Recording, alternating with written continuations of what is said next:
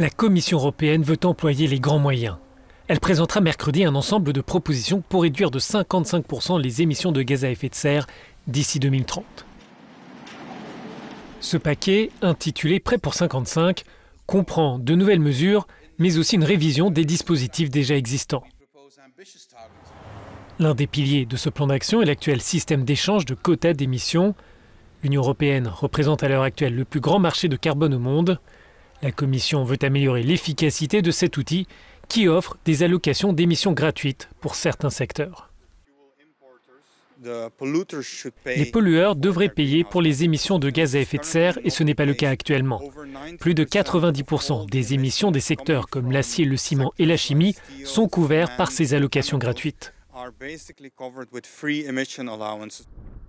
Il s'agit du principe du pollueur-payeur.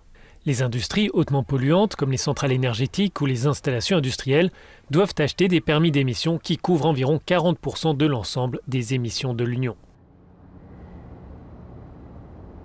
Le nouveau système d'échange de quotas veut inclure le transport maritime.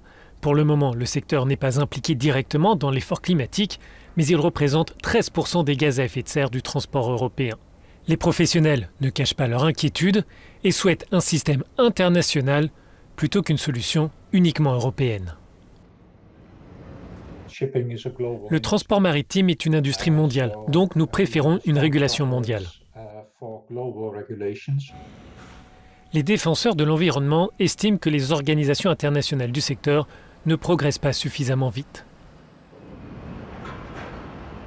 L'industrie, pour sa part, soutient l'objectif de réduction des émissions, mais souhaite employer d'autres solutions.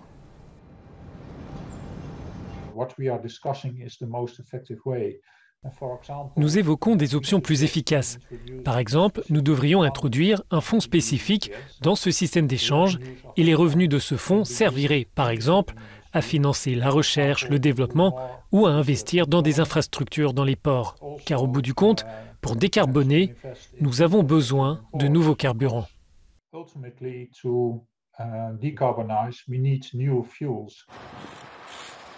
La proposition de la Commission prévoit aussi un effort pour le transport aérien. Les transporteurs continentaux sont très réservés. Ils estiment que cet outil avantagera les compagnies non européennes et les aéroports situés hors de l'Union.